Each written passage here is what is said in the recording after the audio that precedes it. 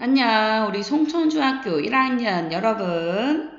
1반의 순준이, 나연이, 2반의 다윤이, 3반의 봄이, 지은이, 4반의 현서, 수진이, 5반의 지원이, 또 안녕. 오늘은 지진대와 화산대에 대해서 알아보도록 합시다. 지진과 화산이 무엇인지 알아보고 지진과 화산이 일어나는 지역의 특징을 파악하는 게 오늘의 학습 목표입니다. 우선 영상을 보도록 합시다.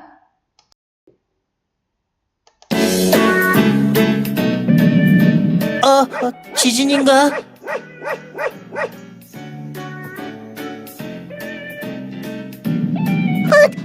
지진이다! 서울과 경주에서 흔들린 정도가 다르게 나타나는 까닭은 무엇일까? 1번 영승아, 왜 작은 대한민국에서도 이런 차이가 생기는 이유가 무엇일까? 한번 배워보도록 합시다. 그럼 교과서의 그림 21번을 잠깐 볼게요.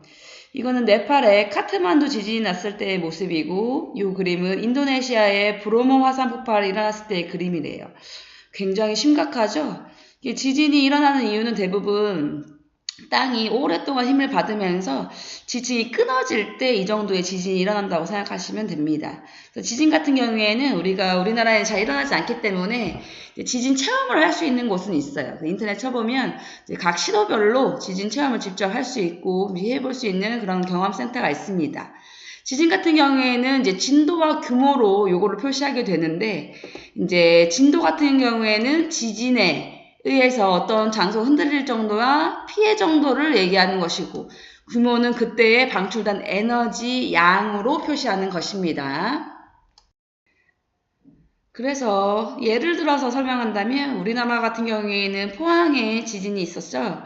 그러면 포항에서 나타난 지진의 규모라고 얘기한다면 5.5 정도라고 얘기할 수 있습니다. 규모는 대전에서 재나, 서울에서 재나, 포항에서 재나 모두 5.5 정도가 되는 것입니다. 하지만 만약에 여기가 이제 규모가 포항에서 쟀을 때 5.5, 그러면 대전에 온다고 해도 멀어진다고 해도 규모는 동일하게 바뀌지 않고 5.5 정도가 나온다는 얘기입니다. 하지만 진도는 다를 수 있어요. 진도는 흔들림의 정도야. 그래서 포항 같은 경우에는 거기서 흔들렸으니까 엄청나게 많이 흔들렸겠죠? 그럼 진도가 뭐 4나 5나 많이 흔들려서 뭐 건물이 무너질 정도였기 때문에 크게 느낄 수 있지만 대전에서는 아무래도 훨씬 더 늦은 속도로 왔을 테고 대전은 더 멀리 떨어져 있기 때문에 그거보다는 작은 2, 3 정도의 흔들림이 느껴질 수 있겠죠. 그러니까 규모는 달라지지 않지만 진도는 위치에 따라서 크게 달라지게 됩니다. 이게 규모와 진도의 차이점이라고 얘기할 수 있습니다.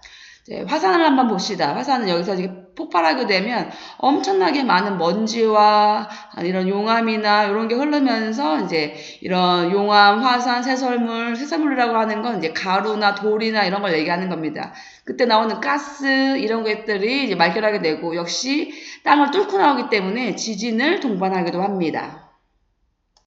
자, 요 그림을 한번 같이 봅시다. 이거는 교과서 해보기 내용인데 이건 이제 과학 시간에도 할 건데요. 이거 먼저 보자면 지금 지진 발생 지점을 파란 점으로 표시한 거예요. 그랬더니 이렇게 각 대륙의 경계명들에 이렇게 파란색이 표현됐죠. 그러니까 지진이 많이 일어난 곳을 이렇게 연결한 거를 지진대라고 얘기합니다. 그럼 화산을 한번 볼게요. 화산 같은 경우에도 빨간 점으로 표시했는데 이렇게 화산이 연결된 지점을 이렇게 빨간색 표시해 보니까 이렇게 어떤 지역이 생겼죠. 이게 화산이 나타나는 지역은 화산대라고 합니다. 지진의 발생 지점은 지진대, 화산의 활동 지점은 화산대라고 얘기하는 것입니다. 그럼 이 두 그림을 보게 되면 지금 이런 부분이 굉장히 흡사하게 일치하고 있죠. 그 얘기는 이런 지진대나 화산대가 사실은 이렇게 보면 요거 하나가 하나의 판이라고 볼 수 있어요. 그래서 판과 판의 경계면에서 보통 이런 지진대와 화산대가 잘 일어나게 됩니다. 그런 자세한 내용은 요거 다음 이 뒷부분에서 다시 한번 얘기하도록 하고요. 그리고 여기 바다 한가운데에 이렇게 지진이 갑자기 많이 발생하고 있죠. 여기에는 해령이라고 하는 바다에서 나오는 해저 그런 화산 산맥 같은 걸로 볼 수 있습니다. 요거는 선생님이 교과 시간 다시 한번 설명할게요. 이런 해령 위주의 이제 이런 지진이 많이 발생하는 것을 볼 수 있습니다. 그렇다면 화산이 이렇게 특정한 지역에서만 일어나는 이유는 뭘까요? 2번 준영, 자, 정신 차리고 판의 경계면의 그 모습과 지진대와 화산대의 분포를 가지고 두 개가 어떤 연관성이 있는지 알아보도록 합시다. 그림 22의 판의 분포와 경계를 보도록 합시다. 봐, 아까 그림에서처럼 이런 게 하나의 판이에요. 여기 굉장히 특이한 게 있죠? 이렇게 지금 땅이 벌어지고 있는 화살표가 지금 바깥으로 벌어지고 있는 땅이 벌어지는 부분이 있죠? 여기가 바로 해령이라고 합니다. 그렇기 때문에 아까 여기서 땅이 계속 벌어지고 있으니까 지진이 굉장히 많이 발생하게 되겠죠.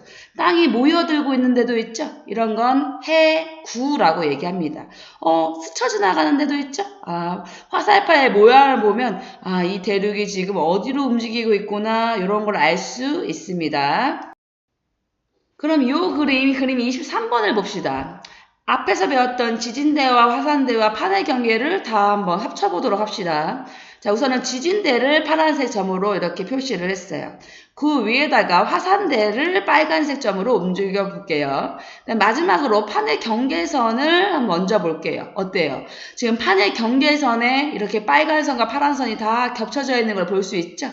이런 판의 경계에서 이 판들이 부딪히거나 밀리거나 하기 때문에 이 지점에서 특별히 지진과 화산이 굉장히 잘 일어나는구나 요런 걸 알 수 있습니다. 그러니까 제일 중요한 내용은 이런 판의 경계에서 지진과 화산이 잘 일어난다. 이게 오늘의 결론이라고 얘기할 수 있습니다. 자, 문제 하나 낼게요. 우리나라는 일본보다 지진이 자주 발생하지 않는데 그 까닭은 무엇인가? 이건 이제 선생님이 첫 시간 과학할 때 가르쳐 줬었는데요. 오늘 훨씬 더 자세한 내용을 배웠으니까 한번 간단하게 대답을 해주길 바라고 3반의 승엽이는 과학실에서 선생님한테 직접 씩씩하게 대답해 주길 바라요. 다음에 봐요.